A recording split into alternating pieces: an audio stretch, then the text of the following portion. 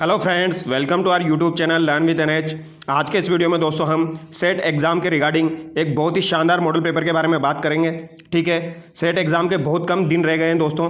ठीक है, आपका थोड़े दिनों में एग्ज़ाम होने वाला है, तो यहाँ पर हम एक शानदार मॉडल पेपर के बारे में डिस्कशन करेंगे। ठीक है, यहाँ पर हम Indian geography, Rajasthan GK, polity, Hindi और आपका कंप्यूटर साइंस सभी सब्जेक्ट के बारे में डिस्कशन करेंगे। ठीक है, तो ये वीडियो आप लोगों के लिए बहुत ही ज़्यादा यूज़फुल होने वाला है दोस्तों। तो जो भी विद्यार्थी चैनल पर नए हैं वो चैनल को सब्सक्राइब जरूर करें। तो चलिए दोस्तों, बिना देरी के शुरू करते हैं। पहला सवाल आपका क्या कह रहा है? पहला सवाल देखिए दोस्तों, पहला सवाल कह रहा है यहाँ पर, भाखड़ा नांगल बहुउद्देश्य परियोजना का संबंध किस राज्य से नहीं है? भाखड़ा नांगल बहुउद्देश्य परियोजना का संबंध किस राज्य से नहीं है? तो इसका संबंध जो है दोस्तों, ये पंजाब, हरियाणा और राजस्थान से है। ठीक है, पंजाब, हरियाणा, राजस्थान की संयुक्त परियोजना है भाखड़ा नांगल बहुउद्देश्य परियोजना, जिसमें राजस्थान का हिस्सा कितना है दोस्तों? 15.2% है। ये आपको ध्यान रखना है, ये भी एग्जाम में पूछा जाता है। ठीक है, तो यहाँ पर आपका राइट आंसर क्या हो जाएगा दोस्तों? हिमाचल प्रदेश हो जाएगा। याद रह जाएगा। ये कौन सी नदी पर बना हुआ है दोस्तों? तो ये आपका सतलज नदी पर बना हुआ है, ये आपको ध्यान रखना है। ठीक है, आगे देखिए, निम्नलिखित में से कौन सा सही सुमेलित है? यहाँ पर कौन सा सही सुमेलित है दोस्तों? झीलें दी गई है और उनकी अवस्थिति दी गई है। नक्की झील मध्य प्रदेश दिया गया है, जो कि गलत हो जाएगा दोस्तों। नक्की झील आपकी कहाँ पर है? सिरोही, राजस्थान में। ये आपको ध्यान रखना है। ठीक है, राजस्थान की सबसे ऊंची झील है, ये आपको ध्यान रखना है। और टोड रॉक और नन रॉक के लिए कौन सी झील फेमस है आपकी? तो दोस्तों ये आपकी नक्की झील हो जाएगी, आपको ध्यान रखना है। ठीक है, लोनार झील गुजरात दिया गया है दोस्तों, जो कि गलत हो जाएगी। लोनार झील आपकी कहाँ पर है दोस्तों? मैंने आपको याद करवाया था, महापोलो। कैसे याद करोगे? महापोलो। तो पो से तो आपकी हो जाएगी पोवाई झील। पो से कौन सी झील हो जाएगी? पोवाई झील। और लो से कौन सी हो जाएगी दोस्तों? लोनार झील। ये कहाँ पर है आपकी? ये महाराष्ट्र में है। महा से क्या हो जाएगा? महाराष्ट्र। तो पोवाई और लोनार आपकी कहाँ पर हो जाएगी? महाराष्ट्र में। यानी कि बी ऑप्शन भी गलत है। कोलेरू झील आंध्र प्रदेश में है दोस्तों, ये बिल्कुल सही दिया गया है। ठीक है, आंध्र प्रदेश में जाके आपको क्या करना है? कॉल करना है। तो आंध्र प्रदेश में आपकी कौन सी झील हो जाएगी? कोलेरू झील। ये सही दिया गया है। ठीक है, पुलिकट झील केरल दिया गया है, जो कि गलत हो जाएगा दोस्तों। पुलिकट झील जो है ये आपकी आंध्र प्रदेश और साथ ही साथ तमिलनाडु, ठीक है, दोनों क्षेत्रों में विस्तृत है, ये आपको ध्यान रखना है। ठीक है, आगे देखिए, अमरकंटक पर्वत चोटी से किन दो नदियों का उद्गम होता है? तो दोस्तों अमरकंटक पर्वत चोटी जो है, वहाँ से किन दो नदियों का उद्गम होता है? तो यहाँ से नर्मदा व सोन नदी का उद्गम होता है, ये आपको ध्यान रखना है। ठीक है, अगर आपसे पूछा जाए दोस्तों ताप्ती नदी का उद्गम कहाँ से होता है? तो ताप्ती नदी का उद्गम भी दोस्तों एमपी के बैतूल जिले से होता है, ये आपको ध्यान रखना है। एमपी के बैतूल जिले से होता है, ये आपको ध्यान रखना है। ठीक है, आगे देखिए, निम्नलिखित में से कौन सा दर्रा हिमाचल प्रदेश में नहीं है? हिमाचल प्रदेश में आपका कौन सा दर्रा नहीं है दोस्तों? तो एक ट्रिक आप याद कर लीजिए दोस्तों। ठीक है, रोहित के पास हिमाचल में 12 शिप है। रोहित के पास हिमाचल में कितनी शिप है दोस्तों? 12 शिप है। ठीक है, अगर आपने ये ट्रिक याद कर ली तो आपका आंसर सही हो जाएगा। रोहित से आपका क्या हो जाएगा दोस्तों? रोहतांग दर्रा। ठीक है, तो ये तो आपका हिमाचल में स्थित है। ठीक है, 12 से क्या हो जाएगा दोस्तों? आपका बड़ा लाचाला, तो ये भी आपका हिमाचल प्रदेश में स्थित है दोस्तों। ठीक है, शिप से आपका क्या हो जाएगा? शिप किला, तो ये भी आपका हिमाचल प्रदेश में स्थित है। तो आपका राइट आंसर क्या हो जाएगा दोस्तों? बनिहाल दर्रा। बनिहाल दर्रा आपका कहाँ पर है? बनिहाल दर्रा आपका जम्मू कश्मीर में है, ये आपको ध्यान रखना है। ठीक है, आगे देखिए दोस्तों, रुद्रप्रयाग किन नदियों के संगम पर अवस्थित है? तो दोस्तों रुद्रप्रयाग जो है ये आपका किन नदियों के संगम पर अवस्थित है, ये आपको बताना है। मंदाकिनी अलकनंदा, नंदाकिनी अलकनंदा, धौलीगंगा अलकनंदा, भागीरथी अलकनंदा। तो दोस्तों अलकनंदा तो सब में कॉमन होती है, ये आपको ध्यान रखना है। ठीक है, जहाँ पर आपकी भागीरथी आ जाएगी उसे हम क्या कहेंगे? उसे हम देवप्रयाग कहेंगे। क्या कहेंगे दोस्तों? उसे हम देवप्रयाग कहेंगे, ये आपको ध्यान रखना है। ठीक है, और जहाँ पर धौलीगंगा आ जाएगी उसे हम क्या कहेंगे? विष्णुप्रयाग कहेंगे। उसे क्या कहेंगे हम? विष्णुप्रयाग, ये आपको ध्यान रखना है। और जहाँ पर नंदाकिनी आ जाएगी उसे हम क्या कहेंगे दोस्तों? नंदप्रयाग। ठीक है, और जहाँ पर मंदाकिनी और अलकनंदा मिल जाएगी वहाँ पर हम क्या कहेंगे? उसे रुद्रप्रयाग, ये आपको ध्यान रखना है। ठीक है, और एक होती है दोस्तों आपकी पिंड नदी मिलती है, जहाँ पर अलकनंदा और पिंड नदी मिलती है दोस्तों, उसे हम क्या कहते हैं? उसे हम कर्णप्रयाग कहते हैं। ठीक है, इन्हें कैसे याद रखोगे दोस्तों आप? कर्ण का पिंड दान कर दिया, तो पिंड नदी जहाँ पर आ जाएगी वहाँ पर तो कर्णप्रयाग हो जाएगा। ठीक है, नंदाकिनी को आप आराम से याद रख सकते हैं, नंदप्रयाग। ठीक है, और धौलीगंगा विष्णुप्रयाग हो जाएगा, ये आपको ध्यान रखना है। भागीरथी से आपका देवप्रयाग हो जाएगा। ठीक है, आगे देखते हैं, जैवमंडल आरक्षित क्षेत्र का वह भाग जो अनुसंधान व शोध हेतु आरक्षित रहता है। तो दोस्तों 3 क्षेत्र होते हैं जो कि आपको ध्यान रखने हैं। जैवमंडल से रिलेटेड 3 क्षेत्र आपको ध्यान रखने हैं। एक तो आपका कोर क्षेत्र होता है दोस्तों, दूसरा आपका बफर क्षेत्र होता है, तीसरा आपका संक्रमण क्षेत्र होता है। ठीक है, कोर क्षेत्र वो क्षेत्र होता है दोस्तों जहां पर कर्मचारी और अधिकारियों का जाना पॉसिबल होता है। ठीक है, यानी कि जहां पर कर्मचारी और अधिकारियों को अलाउ किया जाता है। ठीक है, तो कोर क्षेत्र होता है। और बफर क्षेत्र आपका वो क्षेत्र होता है जहां पर अनुसंधान और शोध के कार्य किए जाते हैं। तो ऑप्शन सी यहाँ पर करेक्ट हो जाएगा। और संक्रमण क्षेत्र वो क्षेत्र होता है दोस्तों जहाँ पर आमजन को जाने की इजाज़त होती है। ठीक है, तो ये आपको ध्यान रखना है। आगे देखिए, भारत में श्रीहरिकोटा द्वीप किस झील पर स्थित है? तो दोस्तों श्रीहरिकोटा द्वीप आपका किस झील पर स्थित है? यह आपका पुलिकट झील पे आंध्र प्रदेश में स्थित है। ये आपको ध्यान रखना है। कहाँ पर स्थित है दोस्तों? आंध्र प्रदेश में स्थित है। ये आपको ध्यान रखना है। ठीक है, चिल्का झील आपकी कहाँ पर है दोस्तों? उड़ीसा में है। ये आपको ध्यान रखना है। कोलेरू झील मैंने आपको बताई थी, ये कहाँ पर हो जाएगी? आपकी आंध्र प्रदेश में हो जाएगी। ठीक है, वेम्बनाड झील कहाँ पर है दोस्तों? वेम्बनाड झील आपकी केरल में है। और इसके साथ ही दोस्तों अष्टमुड़ी झील जो है ये भी आपकी केरल में है दोस्तों। अगर आपको झीलें याद करनी है दोस्तों तो आप लोगों के लिए मैं 10 मिनट का एक वीडियो अपलोड कर दूंगा। आप कमेंट करके बताइए, मैं ट्रिक के साथ आपको 10 मिनट में सारी झीलें याद करवा दूंगा और आपका कभी सवाल गलत भी नहीं होगा। ठीक है, आगे देखिए दोस्तों, निम्नलिखित में से कौन सा युग्म असंगत है? तो यहाँ पर कौन सा युग्म असंगत है दोस्तों? लिपुलेख दर्रा दिया गया है उत्तराखंड। ठीक है, तो ये बिल्कुल सही है दोस्तों, ये आपको ध्यान रखना है। नाथुला दर्रा दिया गया है सिक्किम, ये भी यहाँ पर सही है दोस्तों। नाथू सिक्किम में जेल में है, नाथू सिक्किम में जेल में है। ठीक है, यानी कि नाथुला दर्रा और जेलेपला दर्रा आपका कहाँ पर हो जाएगा? सिक्किम में हो जाएगा। रोहतांग वाला मैंने डिस्कस कर ही दिया, हिमाचल प्रदेश। ठीक है, तो यहाँ पर बोमडीला जो दिया गया है ये गलत है दोस्तों। बोमडीला आपका कहाँ पर हो जाएगा? ये अरुणाचल प्रदेश में हो जाएगा। कहाँ पर हो जाएगा दोस्तों? अरुणाचल प्रदेश में हो जाएगा। ये आपको ध्यान रखना है। ठीक है, और उत्तराखंड के दर्रे आप कैसे याद रखोगे दोस्तों? मैं बताऊँ आपको एक ट्रिक। मुलिंग ने उत्तर माना लिपु नीति है। मुलिंग ने उत्तर माना लिपु नीति है। कौन सी नीति है दोस्तों? लिपु नीति है। तो इसको कैसे याद रखोगे? उत्तर से तो आपका उत्तराखंड हो गया, मुलिंग से आपका मुलिंगला हो गया दोस्तों। ठीक है, लिपु से आपका लिपुलेख दर्रा हो गया, मानाला से आपका मानाला दर्रा हो जाएगा दोस्तों, और नीति से नीतिला दर्रा हो जाएगा। ये आपको ध्यान रखना है। ठीक है, आगे देखिए क्वेश्चन नंबर 9।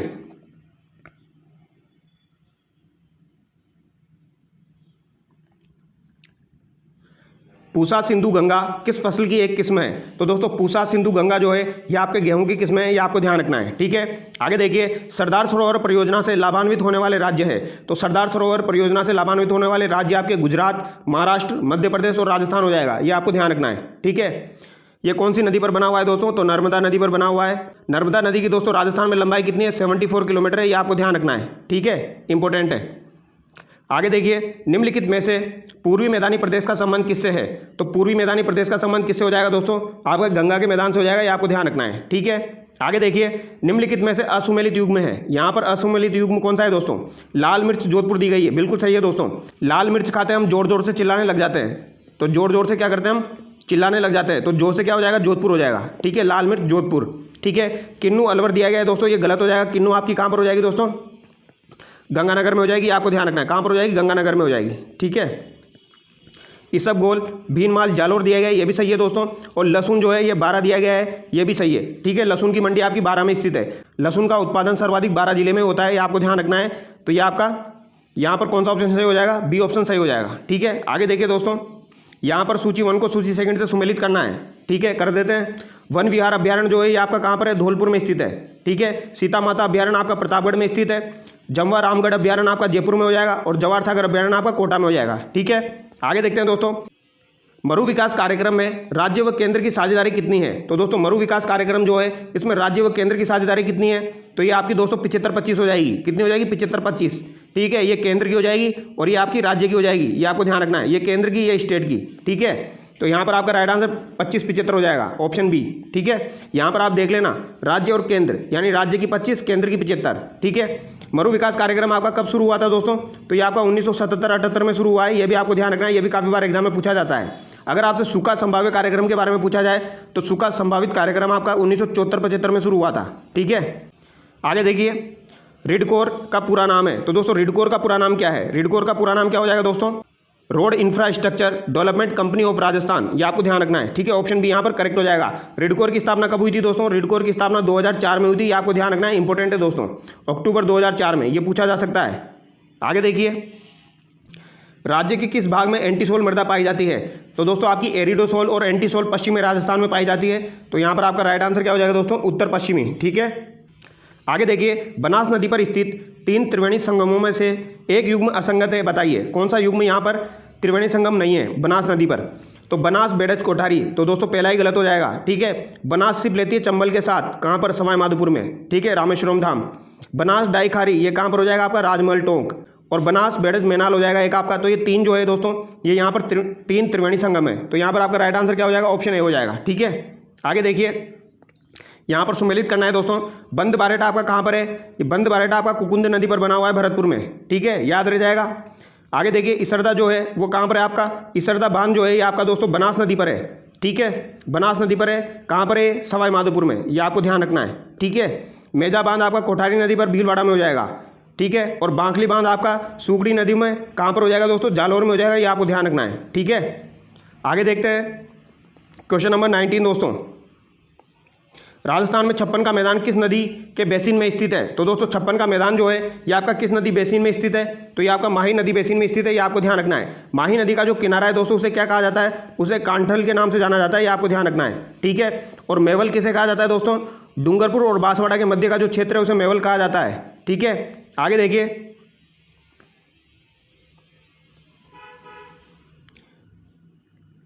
राज्य की प्रथम निजी क्षेत्र की लिग्नाइट आधारित परियोजना कौन सी है? तो दोस्तों राज्य की प्रथम निजी क्षेत्र की पूछी गई है यहाँ पर।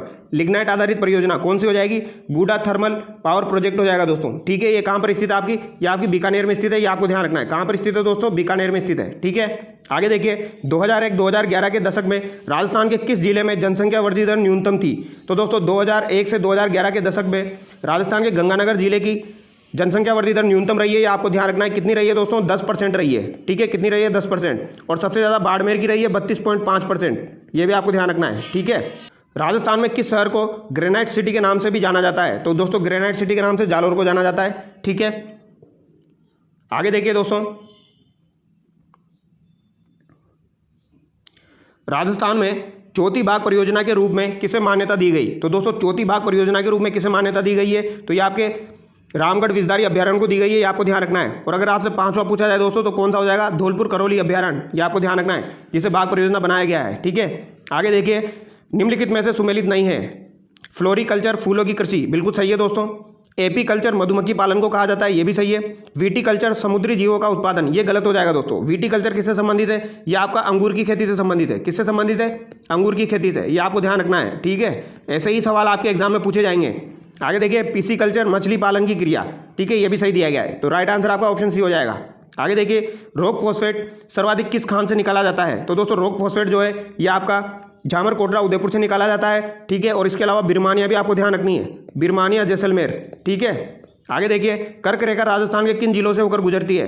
तो कर्क रेखा आपकी बांसवाड़ा और डूंगरपुर से होकर गुजरती है, ऑप्शन डी यहाँ पर आपका करेक्ट हो जाएगा, ठीक है। आगे देखिए दोस्तों निम्नलिखित में से असुमेलित युग्म है, तो यहाँ पर असुमेलित युग्म कौन सा है दोस्तों?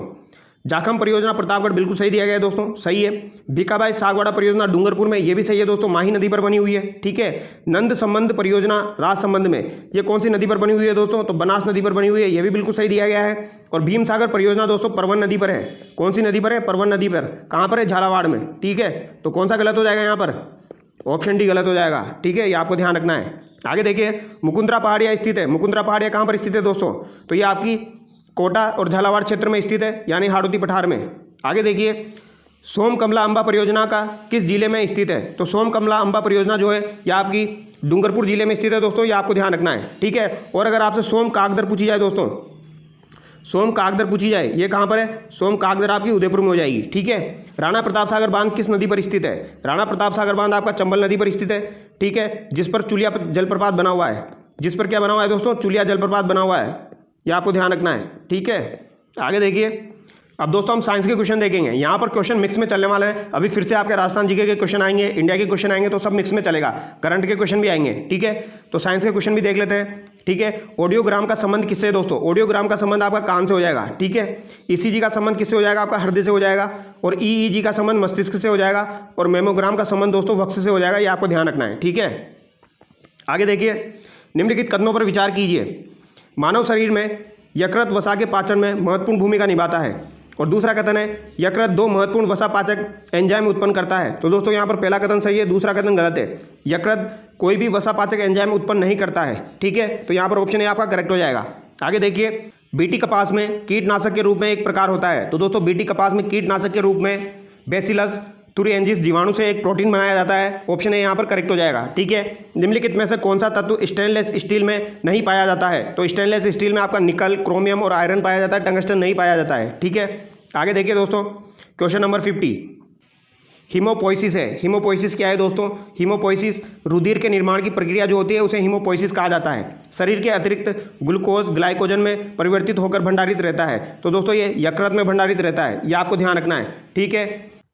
और अगर आपसे पूछा जाए दोस्तों मानव शरीर की सबसे बड़ी ग्रंथि कौन सी है, तो मानव शरीर की सबसे बड़ी ग्रंथि आपकी कौन सी हो जाएगी? वो यकृत हो जाएगी, ये भी आपको ध्यान रखना है, ठीक है। आगे देखिए, इनमें से कौन सा एंजाइम निष्क्रिय ट्रिप्सिनोजन को सक्रिय ट्रिप्सिन में बदलता है?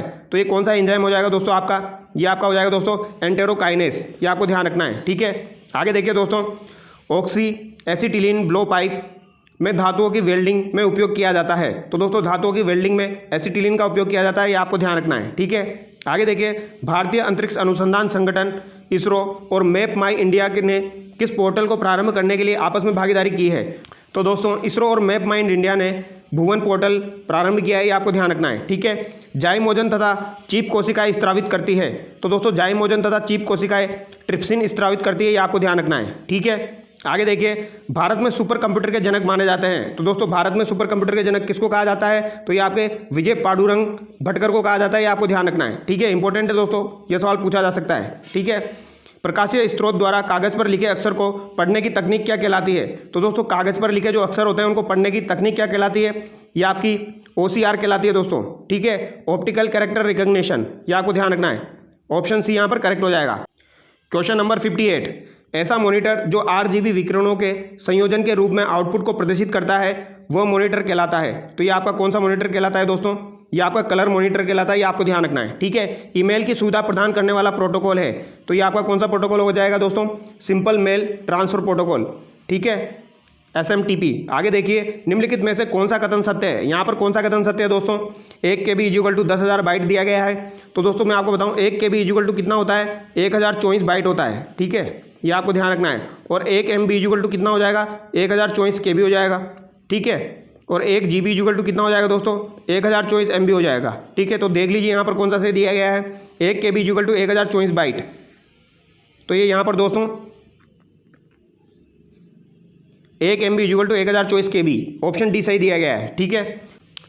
गांधी इरविन पैक्ट कब हुआ था? तो दोस्तों गांधी इरविन समझौता आपका वर्ष 1931 में हुआ था, यह आपको ध्यान रखना है दोस्तों, ये एग्जाम में पूछा जा सकता है, ठीक है। आगे देखिए, व्यक्तिगत सत्याग्रह की शुरुआत कब हुई थी? व्यक्तिगत सत्याग्रह की शुरुआत 17 अक्टूबर 1940 को महात्मा गांधी जी के द्वारा की गई थी, ठीक है। आगे देखिए, 1857 के विद्रोह के समय ब्रिटिश प्रधानमंत्री कौन था? तो दोस्तों 1857 के विद्रोह के समय ब्रिटिश प्रधानमंत्री जो था यह आपका पॉम स्टर्न हो जाएगा। इंपॉर्टेंट सवाल है दोस्तों, ठीक है, कौन हो जाएगा?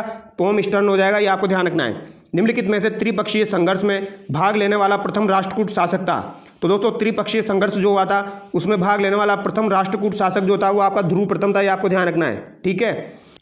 आगे देखिए दोस्तों, पानीपत के तृतीय युद्ध में मराठा सेना का सेनापति कौन था? तो पानीपत का तृतीय युद्ध दोस्तों आपका 1761 में हुआ था, ठीक है। उस समय मराठा सेना का सेनापति सदाशिवराव भाऊ था, ये आपको ध्यान रखना है, ठीक है।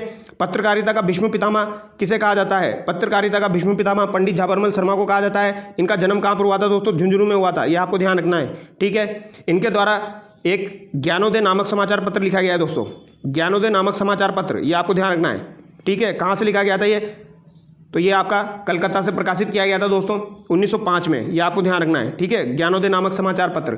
और अगर आपसे पूछा जाए दोस्तों मारवाड़ी बंधु जो है ये भी आपका पंडित झाबरमल शर्मा से संबंधित है, ठीक है। आगे देखिए दोस्तों, क्वेश्चन नंबर 67, रणथंभौर दुर्ग में 32 खंभों की छतरी का निर्माण किसने करवाया था? तो रणथंभौर दुर्ग के अंदर 32 खंभों की छतरी का निर्माण किसने करवाया दोस्तों? ये आपके हमीर देव के द्वारा करवाया गया था, ठीक है। इनके पिता ने 32 साल तक शासन किया था, उसके लिए इन्होंने 32 खंभों की छतरी का निर्माण करवाया था दोस्तों। इसे न्याय की छतरी भी कहा जाता है। क्या कहा जाता है दोस्तों? न्याय की छतरी भी इसे कहा जाता है, ये आपको ध्यान रखना है।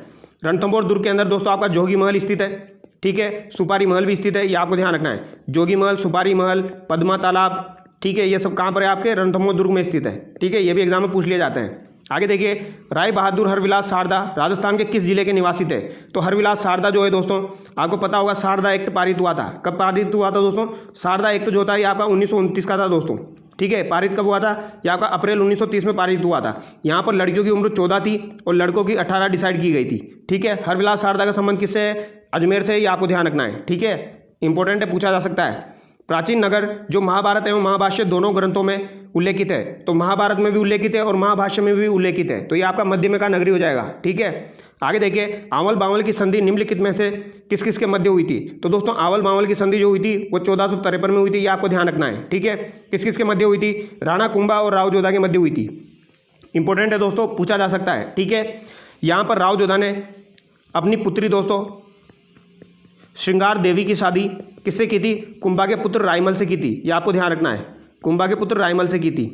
आगे देखिए, करौली के यादव शाखा का मूल पुरुष संस्थापक कौन था? तो दोस्तों करौली के यादव शाखा का मूल पुरुष कौन था?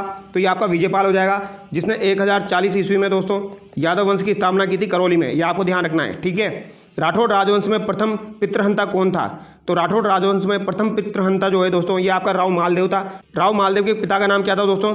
राव गंगा था, ये आपको ध्यान रखना है। ठीक है, आगे देखिए, आमेर शासक भारमल के संदर्भ में निम्नलिखित में से कौन से कथन सत्य है? भारमल ने अलवर में भानगढ़ दुर्ग का निर्माण करवाया, तो दोस्तों भानगढ़ दुर्ग का निर्माण जो है ये भारमल के द्वारा करवाया गया था, ये बिल्कुल सही है। हरकाबाई भारमल की पुत्री थी, ये कथन भी बिल्कुल सही है दोस्तों। अकबर ने भारमल को 7000 की मनसबदारी प्रदान की थी, तो दोस्तों 7000 की नहीं की थी, 5000 की थी, ये आपको ध्यान रखना है। ठीक है, भारमल को दोस्तों अमीर उल उमरा की उपाधि भी दी गई थी, ये भी आपको ध्यान रखना है। अमीर उल उमरा की उपाधि दी गई थी, किसे दी गई थी? भारमल को दी गई थी। इंपॉर्टेंट है दोस्तों। ठीक है, इन्होंने अपनी पुत्री हरकाबाई की शादी सामर झील में किससे करवाई थी दोस्तों? अकबर से करवाई थी। ठीक है, तो यहाँ पर आपका राइट आंसर ऑप्शन ए हो जाएगा। ठीक है, इन्होंने सबसे पहले अकबर की अधीनता स्वीकार करी थी 1562 में, ये आपको ध्यान रखना है। आगे देखिए, निम्नलिखित कथनों पर विचार करते हुए सही कूट का चयन कीजिए। गोविंद गिरी ने 1883 ईस्वी में भगत पंथ की स्थापना की, तो दोस्तों 1883 ईस्वी में तो संप सभा की स्थापना की गई थी। ठीक है, गोविंद गिरी ने वर्ष 1911 में संप सभा की स्थापना की, तो दोस्तों ये हमें बेवकूफ़ बनाने की कोशिश कर रहा है। एग्जामिनर क्या कर रहा है? बेवकूफ़ बनाने की कोशिश कर रहा है। गोविंद गिरी ने 1911 में तो भगत पंथ की स्थापना की थी, ये आपको ध्यान रखना है। ठीक है, और 1883 में संप सभा की स्थापना की थी, यानी कि दोनों कथन गलत हो जाएंगे। ठीक है, तो यहाँ पर क्या पूछा गया है दोस्तों? सही कूट सुमेलित करना है, यानी कि यहाँ पर उपयुक्त में से कोई नहीं। ठीक है, आगे देखिए, निम्नलिखित में से असंगत को छाटिए। असंगत छाटना है दोस्तों। देखिए, विजय सिंह पथिक ने भिजोलिया किसान आंदोलन के प्रचार प्रसार हेतु प्रताप समाचार पत्र का सहारा लिया, बिल्कुल सही है दोस्तों। प्रताप समाचार पत्र गणेश शंकर विद्यार्थी द्वारा महाराष्ट्र से प्रकाशित होता था, यहाँ गड़बड़ हो गई दोस्तों, महाराष्ट्र से नहीं होता था, कहाँ से होता था? कानपुर से। ठीक है, ये आपको ध्यान रखना है, तो यानी कि बी कथन आपका गलत हो जाएगा। वर्ष 1919 में पथिक ने राजस्थान सेवा संघ की स्थापना वर्धा महाराष्ट्र में की, बिल्कुल सही है दोस्तों। 1919 में राजस्थान सेवा संघ की स्थापना विजय सिंह पथिक के द्वारा की गई थी। ठीक है, वर्धा महाराष्ट्र में। वर्धा महाराष्ट्र से पथिक जी ने राजस्थान केसरी समाचार पत्र का प्रकाशन किया, बिल्कुल सही है दोस्तों। और दोस्तों अजमेर से इन्होंने नवीन राजस्थान नामक समाचार पत्र प्रकाशित किया था, नवीन राजस्थान इन्होंने अजमेर से प्रकाशित किया था, ये आपको ध्यान रखना है। ठीक है, राजस्थान सेवा संघ का जो मुख्यालय दोस्तों 1920 में वो अजमेर ट्रांसफर कर दिया गया था, ये भी आपको ध्यान रखना है। ठीक है, आगे देखिए, निम्नलिखित में से असुमेलित युग में है। असुमेलित युग में देखिए दोस्तों, ब्यालू ग्रामीण क्षेत्रों में शाम का भोजन, तो ये सही है दोस्तों। कलेवा ग्रामीण क्षेत्रों में दोपहर का भोजन, तो ये गलत है दोस्तों। कलेवा जो होता है ये आपका सुबह का भोजन होता है, ये आपको ध्यान रखना है।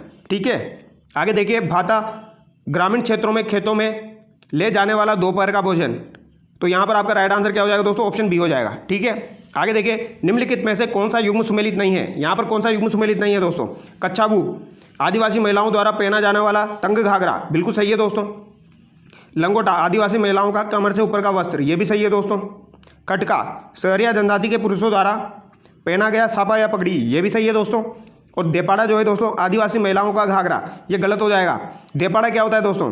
ये पुरुषों के द्वारा पहने जाने वाली तंग धोती होती है, आपको ध्यान रखना है। ठीक है, तंग धोती होती है, काफ़ी बार एग्जाम में पूछी जाती है, तो यहाँ पर आपका राइट आंसर ऑप्शन डी हो जाएगा। ठीक है, निम्नलिखित में से कौन सा संस्कार जन्म से पूर्व नहीं किया जाता है? तो जन्म से पूर्व कौन सा संस्कार नहीं किया जाता है? गर्भाधान किया जाता है दोस्तों, पुंसवन भी किया जाता है, सीमंतोनयन भी किया जाता है। निष्क्रमण जो है आपका ये दोस्तों, ये आपका पुत्र होने या पुत्री होने के बाद 4 माह बाद जब चंद्रमा और सूर्य के दर्शन करवाए जाते हैं तब निष्क्रमण होता है। ठीक है, आगे देखिए, अग्नि नृत्य का संबंध किस संप्रदाय से है? अग्नि नृत्य का संबंध दोस्तों जसनाती संप्रदाय से है, ये आपको ध्यान रखना है। ठीक है, अग्नि नृत्य जब किया जाता है दोस्तों तो फत्ते फत्ते बोला जाता है, ये भी आपको ध्यान रखना है। ठीक है, जसनाती संप्रदाय से संबंधित है। आगे देखिए दोस्तों, राजस्थान का एकमात्र दुर्ग जहां मंदिर, मस्जिद एवं गिरजाघर तीनों स्थित है, तो ये दोस्तों आपका रणथंभौर दुर्ग हो जाएगा। ठीक है, आगे देखिए, क्वेश्चन नंबर 81 दोस्तों, शेखावटी की स्वर्ण नगरी के नाम से प्रसिद्ध है। शेखावटी की स्वर्ण नगरी के नाम से कौन प्रसिद्ध है दोस्तों? नवलगढ़, ये आपको ध्यान रखना है। ठीक है, फुलडोल का मेला आपका कहाँ पर लगता है? शाहपुरा भीलवाड़ा में लगता है। अन्नकूट का मेला कहाँ पर हो जाएगा दोस्तों? नाथद्वारा राजसमंद में हो जाएगा। महावीर जी का मेला आपका करौली में लगता है। और चंद्र प्रभु का मेला कहाँ पर हो जाएगा दोस्तों? अलवर तिजारा में हो जाएगा। ठीक है, चंद्र प्रभु का मेला कहाँ पर हो जाएगा? तिजारा अलवर में। यह भी आपको ध्यान रखना है। ठीक है, आगे देखिए, तुर्रा कलंगी लोकनाट्य में तुर्रा प्रतीक है।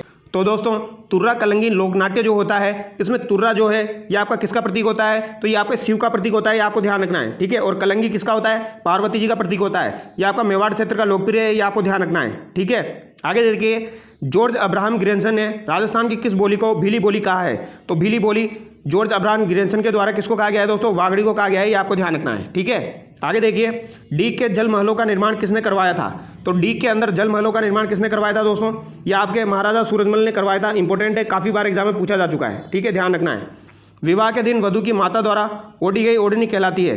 तो विवाह के दिन वधु की जो माता है उनके द्वारा जो ओढ़नी ओढ़ी जाती है उसे क्या कहा जाता है? पोमचा। तो दोस्तों लड़का या लड़की के जन्म पर पहना जाता है। पोमचा तो जो है दोस्तों ये लड़का या लड़की के जन्म पर पहना जाता है।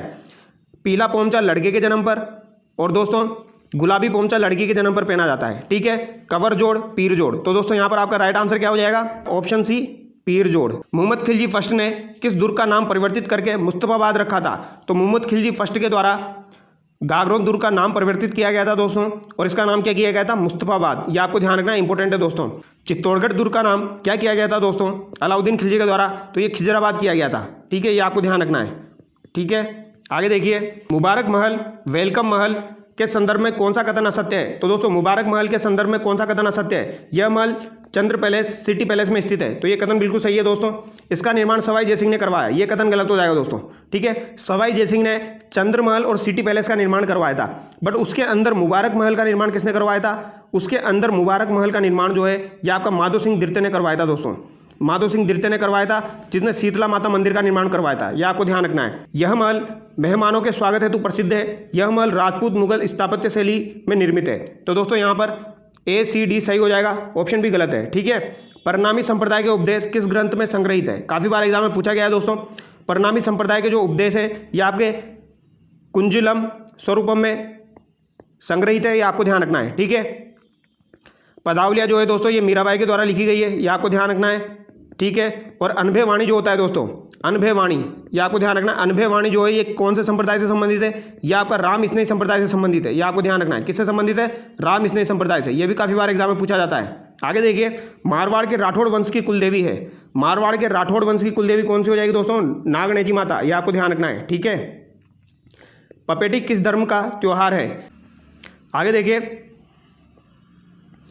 भारत माता नामक प्रसिद्ध पेंटिंग के चित्रकार कौन थे? तो भारत माता नामक प्रसिद्ध पेंटिंग के चित्रकार आपके अविंद्रनाथ टैगोर है दोस्तों। ठीक है, बोध गया का महाबोधि मंदिर पहली बार किस शासक द्वारा बनाया गया था? यह आपके अशोक के द्वारा बनवाया गया था। आगे देखिए दोस्तों, निम्नलिखित में से कौन से नृत्य यूनेस्को की अमूर्त विरासत सूची में शामिल है? तो ये आपका गरबा, छऊ और कालबेलिया तीनों शामिल है दोस्तों। ऑप्शन डी यहाँ पर करेक्ट हो जाएगा। कालबेलिया और छऊ जो है दोस्तों इनको 2010 में शामिल किया गया था। ठीक है, और गरबा जो है इसे 2023 में शामिल किया गया है, ये आपको ध्यान रखना है। ठीक है, आगे देखिए, अजंता की गुफाएं किस राज्य में स्थित है? तो अजंता की गुफाएं कहाँ पर हो जाएगी आपकी? ये महाराष्ट्र में हो जाएगी। ठीक है, प्रधानमंत्री के संदर्भ में निम्नलिखित कथनों पर विचार कीजिए। प्रधानमंत्री के वेतन भत्ते भारत की संचित निधि द्वारा निर्धारित किया जाता है। दोस्तों ये कथन यहाँ पर गलत दिया गया है। प्रधानमंत्री मंत्री परिषद का प्रमुख होता है, ये कथन सही है दोस्तों। ठीक है, तो यहाँ पर आपका राइट आंसर क्या हो जाएगा? ऑप्शन बी हो जाएगा। आगे देखिए,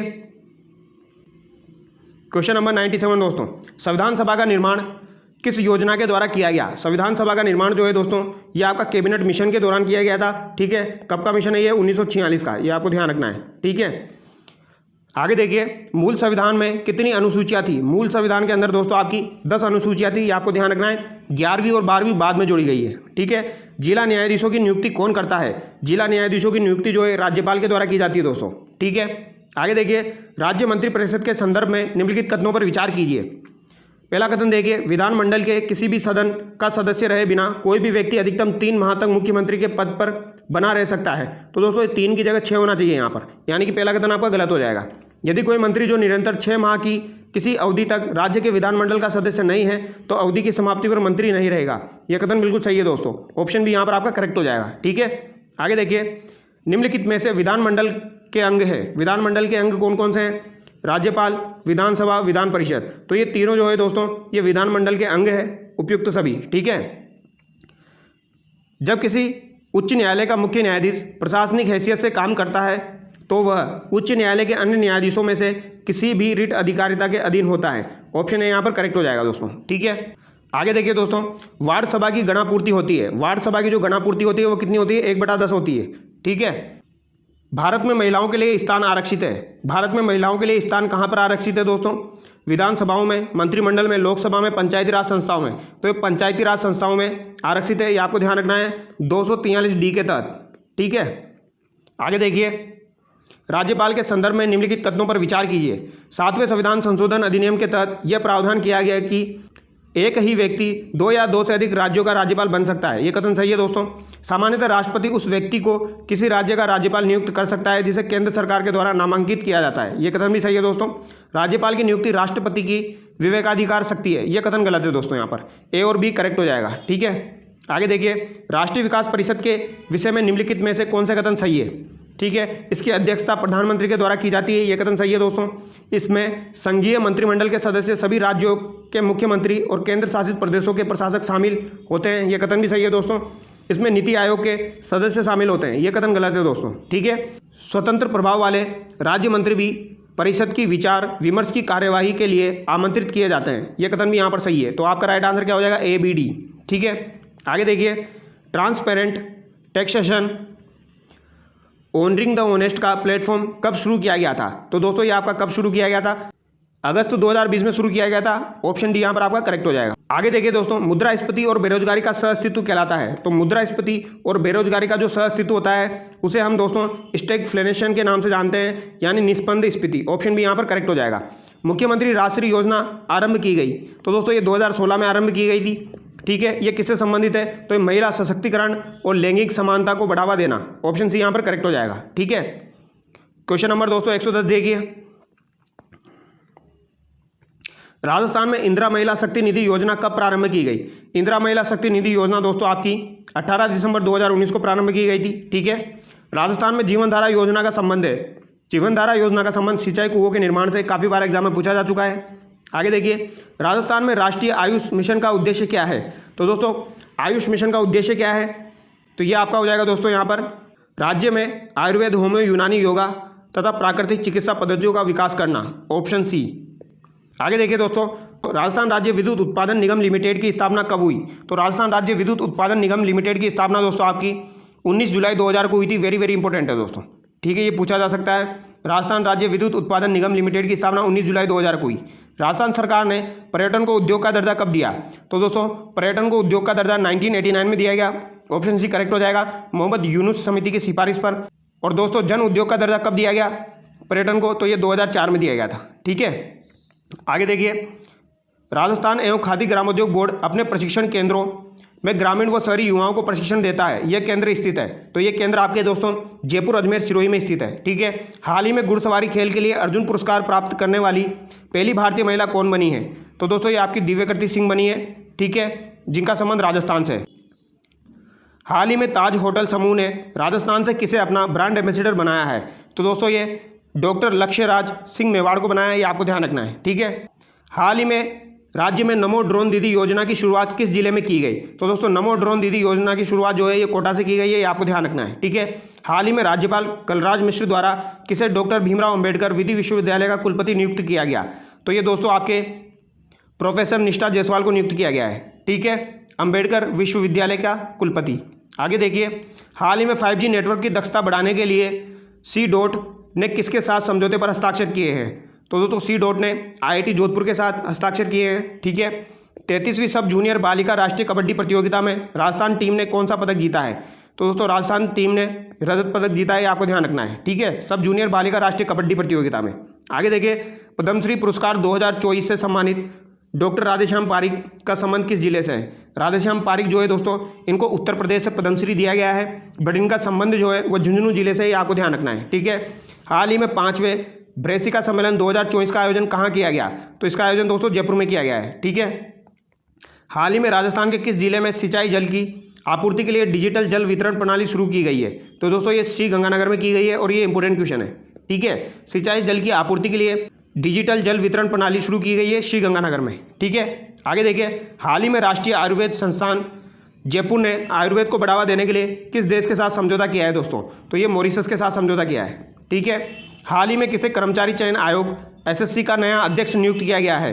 तो दोस्तों एसएससी का नया अध्यक्ष राकेश रंजन को नियुक्त किया गया है। ठीक है। हाल ही में 30 मई 2024 को किस भारतीय राज्य ने अपना 37वां स्थापना दिवस मनाया है? तो दोस्तों 37वां स्थापना दिवस गोवा ने मनाया है। ऑप्शन बी यहाँ पर करेक्ट हो जाएगा। ठीक है, 30 मई 2024 को। आगे देखिए दोस्तों, क्वेश्चन नंबर 128, प्रतिवर्ष विश्व तंबाकू निषेध दिवस कब मनाया जाता है? विश्व तंबाकू निषेध दिवस आपका कब मनाया जाता है दोस्तों? यह आपका 31 मई को मनाया जाता है। ऑप्शन डी यहाँ पर करेक्ट हो जाएगा। ठीक है। आगे देखिए, ताइवान एथलेटिक्स ओपन 2024 में भारतीय एथलेटिक्स दल ने कुल कितने पदक जीते? तो दोस्तों यहाँ पर 7 पदक जीते हैं, ये आपको ध्यान रखना है। ठीक है। आगे देखिए, हाल ही में भारत और किस देश के मध्य संयुक्त सेनाभ्यास दस्तलिक का आयोजन किया गया? तो दोस्तों दस्तलिक का आयोजन जो है ये आपका भारत और उज्बेकिस्तान के मध्य किया गया है। ऑप्शन ए करेक्ट हो जाएगा। ठीक है। आगे देखिए दोस्तों, हिंदी के सवाल है यहाँ से। प्रेषिति शब्द का सही संधि विच्छेद होगा। तो दोस्तों प्रेषिति शब्द का सही संधि विच्छेद क्या हो जाएगा आपका? प्र प्लस इसिति। ऑप्शन ए करेक्ट हो जाएगा। ठीक है। उपसर्ग के बारे में सत्य कथन देखिए, ये शब्दांश होते हैं। सही है दोस्तों।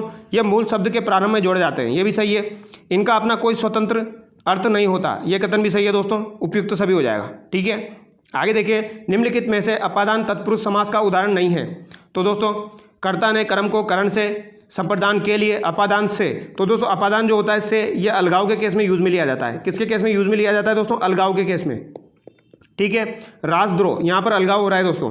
जन्मोत्तर, यहाँ पर भी अलगाव हो रहा है। धर्म विमुख, यहाँ पर भी अलगाव हो रहा है दोस्तों। धर्म से विमुख, धर्म युक्त जो होता है दोस्तों, यहाँ पर अपादान नहीं होगा। ऑप्शन सी यहाँ पर करेक्ट हो जाएगा। ठीक है। व्योम का पर्यायवाची शब्द नहीं है। तो व्योम का पर्यायवाची शब्द कौन सा नहीं है यहाँ पर? अंतरिक्ष, अंबर, नभ, पीयूष। तो दोस्तों पीयूष जो है ये अमृत का पर्यायवाची है। ठीक है। आगे देखिए, क्रस शब्द के विलोम की पहचान कीजिए। तो क्रस शब्द का विलोम क्या हो जाएगा दोस्तों? तरुण, शुद्र, स्थूल, इनमें से कोई नहीं। क्रस का विलोम हो जाएगा आपका स्थूल। ठीक है। निम्नलिखित शब्दों में से कौन सा शब्द शुद्ध है? क्षार, झूठ, पहाड़, ढोलक। तो दोस्तों क्षार नहीं होता है, ये क्षार होता है। ठीक है। और झूठ का झूठ सिंपल वाला आता है। ठीक है। पहाड़ जो है ये यहाँ पर सही दिया गया है दोस्तों। और ढोलक जो है दोस्तों इसके नीचे बिंदी नहीं आती है, ढोलक सिंपल आता है। ठीक है। आगे देखिए, निम्नलिखित में से किस विकल्प में वचन संबंधी अशुद्धि है? तो वचन संबंधी अशुद्धि किसमें है दोस्तों? सबसे हमारा प्रणाम कहना। तो दोस्तों सबको हमारा प्रणाम कहना। ठीक है। यहाँ पर कारक संबंधी अशुद्धि है। ठीक है।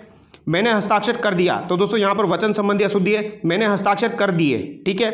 आप भोजन खाएंगे, आप भोजन करेंगे। ठीक है। यहाँ पर कौन सी अशुद्धि है दोस्तों? क्रिया संबंधी अशुद्धि है। ठीक है। उसकी आंख में आंसू बह रहे थे, उसकी आंख से आंसू बह रहे थे। तो यहाँ पर मैं की जगह से होगा, यानी यहाँ पर भी कारक संबंधी अशुद्धि है, ये आपको ध्यान रखना है। ठीक है। आगे देखिए, दक्षिण और पश्चिम के बीच की दिशा के लिए सार्थक शब्द होगा। तो दोस्तों इस तरीके से आप डिवाइड कर लीजिए। ठीक है। एक तो आपका ये हो जाएगा, एक ये और एक ये और एक ये, यानी उत्तर से लेके जो पूर्व का है ये आपका क्या हो जाएगा दोस्तों? ये आपका हो जाएगा ईशान, ये आपको ध्यान रखना है। ठीक है।